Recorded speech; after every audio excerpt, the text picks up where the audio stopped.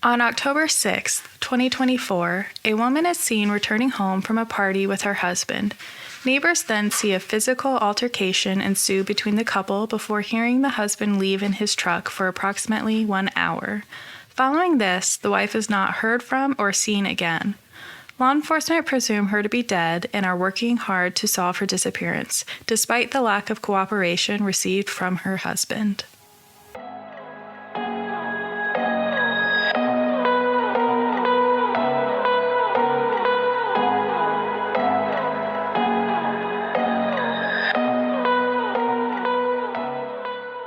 Welcome to Without a Trace. I'm your host, Jolynn. Today's case is newly unfolding with the disappearance only happening a month and a half ago.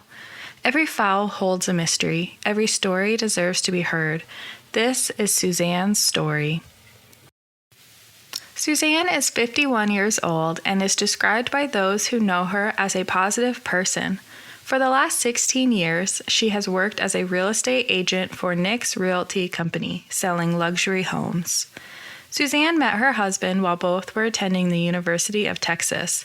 The couple has been married for 22 years, and together they share 4 children, with their children's ages ranging between 5 and 20. Suzanne has always been very involved in the school and sports activities of her children. On the evening of October 6, 2024, Suzanne and Brad attended a party at the Argyle, a members-only club in Alamo Heights. Suzanne and Brad were seen leaving the dinner club together. Around 11 p.m., Suzanne was seen outside of her house in a physical altercation with her husband.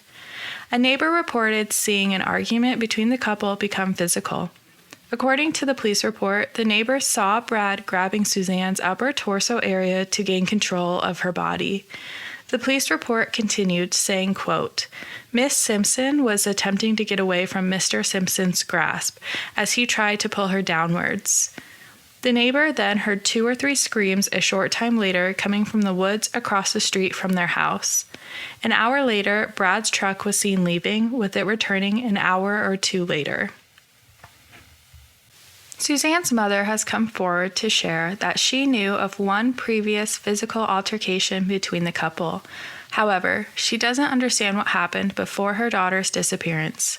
She described Brad being part of their life for a long time, and she knows this wasn't part of their life or his behavior. The last known activity on Suzanne's cell phone was at 7:15 a.m. on October 7th, near a business parking lot in Olmos Park. That same day, around 3 p.m., Brad received a call from their youngest child's school informing him that Suzanne never came to pick up their daughter. Their daughter had told school staff that her parents had been fighting and that her father had struck her mother in the face and taken away her cell phone as punishment. Following the phone call from the school, Brad then reported Suzanne missing to authorities. The authorities sent out a Clear Alert, which is a Texas notification system for missing and endangered adults. The Clear Alert acts much like an Amber Alert, sending a statewide emergency alert asking for help in locating a missing adult. Suzanne's disappearance is very strange to those who know her. Several people who know Suzanne have expressed that she is a very reliable person, especially when it comes to her children and her work. She hasn't been to work and hasn't been in contact with her children. This is not like Suzanne at all, and her sudden disappearance is highly unusual. Law enforcement has also found her disappearance very unusual. The Olmos Park Police Chief, Fidel Villegas, announced, quote, "What is unusual is that this was a woman who worked and was very dependable and loved her children and was always in contact with her children and her family and her friends. Suddenly that stopped after Sunday night." Many are pointing the finger at Suzanne's husband, Brad. Surprisingly, he has not cooperated with law enforcement to find his wife. Authorities found Brad seeking refuge at his Bandera County ranch and believe he was trying to separate himself from his family. On October 9th, Brad was arrested for unlawful restraint and assault causing bodily injury to a family member, both misdemeanor charges. Brad's bonds totaled $1 million, a sum of $500,000 for each charge. As part of his pretrial conditions are stipulations that he cannot possess firearms, must stay on house arrest, must be monitored with GPS, and must surrender his passport to police. The judge also issued a no-contact order that prohibits Brad from being in contact with his 4 children. On October 14th, the Olmos Park Police Department released a statement saying, quote, "Today, the OPPD Police Department continued investigating the case of Suzanne Simpson. The Simpson family has been very helpful and supportive, even when they are the ones in need of support and understanding at this time. The OPPD met with family members to discuss the stage of the investigation we are in, a search stage.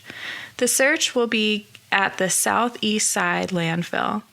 We feel confident that there is a good chance of recovering Suzanne at that location. Evidence, statements, and solid police investigation has led us there. This would not be possible without the help of many other law enforcement agencies and some non-law enforcement agencies. However, the Texas Rangers and the DPS are at the forefront of this investigation, and the OPPD is working side by side with them." The search of the landfill lasted 3 days, with authorities conducting an extensive search of the area consisting of digging and sifting through the municipal solid waste. Despite their confidence that they would find something, no evidence was found. Suzanne's Clear Alert was discontinued after 2 weeks. A spokesperson for the Texas Department of Public Safety explained, quote, "The Clear was canceled, but the investigation is still ongoing. The missing posters for Miss Simpson and the high-profile attention are sufficient to request information from anyone who may have information about her whereabouts." On Monday, October 21st, Brad's attorney argued in a motion that the judge's no-contact order with his children went too far. The motion states, quote, "Defendant's children are not complainants in this or any cause, nor has the state alleged any evidence to suggest that this condition in any way related to the safety of the community or an alleged victim. Further, defendant is not a flight risk. Therefore, counsel requests that the no-contact order be modified to permit no harmful or injurious contact." The Bexar County District Attorney, Joe Gonzalez, vows they won't let this happen without a fight. They have been publicly stated, quote, "We intend on strenuously opposing this motion to modify bond conditions. Beyond that, because this is a pending case with ongoing issues, we cannot comment further." This same week of October 21st, authorities were seen going through the couple's home, scouring the wooded area nearby, sifting through a landfill, and checking their Bourne property. Despite their efforts, no evidence indicating what may have happened has been found.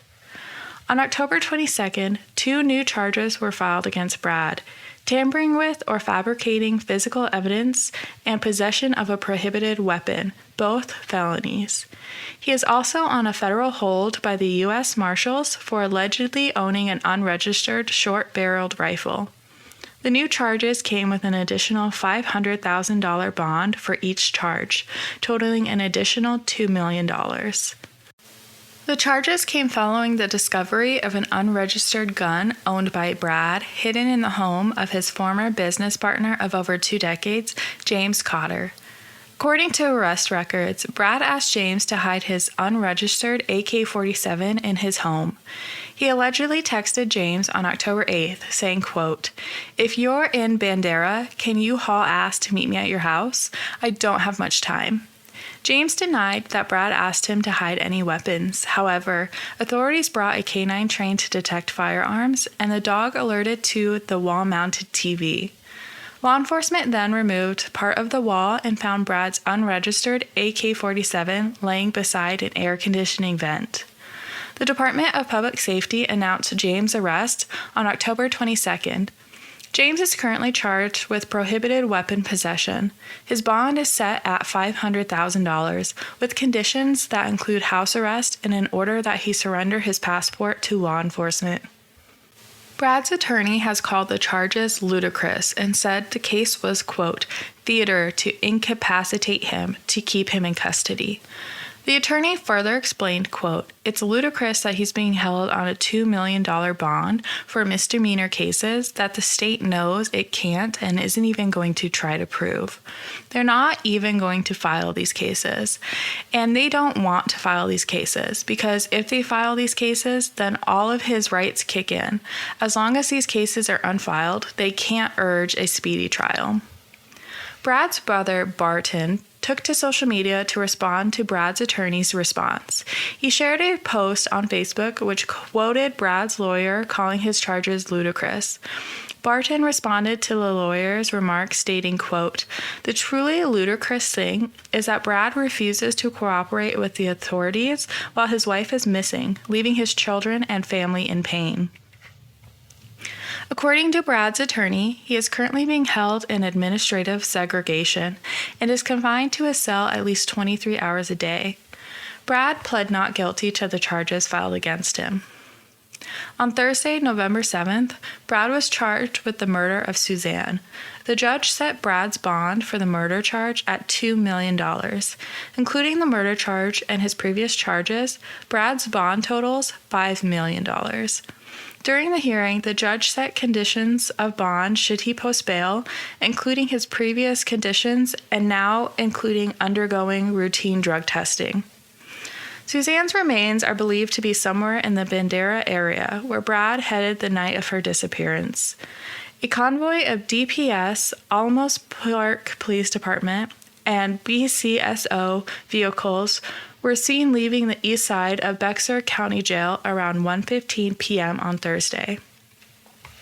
Despite Brad not cooperating with law enforcement, the Simpson family continues to work closely with law enforcement, motivated to get Brad to cooperate and help find Suzanne.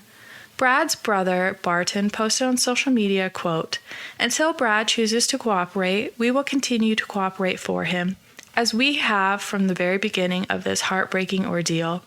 This is not how he was raised, and this is not who we are. Our parents instilled in us the values of honoring and protecting others, and they were truly remarkable people. The devastation this has caused to our family is overwhelming. Brad's refusal to cooperate is unacceptable. My sister and brother-in-law have stepped up to take care of the children, but the impact on our parents has been shattering." Sadly, while at a candlelight vigil, Suzanne's mom said she doesn't believe that Suzanne is alive. Suzanne's sister, Teresa, spoke to the media saying, quote, "We are devastated by the loss of my sister. The search will continue and we will not stop until we find her. We are going to bring Suzanne home because Suzanne was an incredible mother, daughter, sister, and she was a beloved person of the San Antonio community." Suzanne's daughter has also come forward to share her beliefs about what happened to her mom. She wrote on Instagram, quote, "My mom was a victim of abuse from my father. My father took my mother's life in a state of rage and control." Her post continued saying that she will not stop speaking as the voice of her mother until she is found, saying, quote, "As my mother's daughter, I will tell our story over and over again. With every breath, I will make sure you remember her name." Suzanne Simpson was a victim of abuse. Beyond being a victim, she was a phenomenal mother, hardworking, driven, loving, and kind. Anyone with information on Suzanne's whereabouts are asked to call the Alamos Park Police Department at 210-822-2000. Specifically, police are seeking for tips on Brad's 2019 black GMC Sierra and if it was seen on October 6th.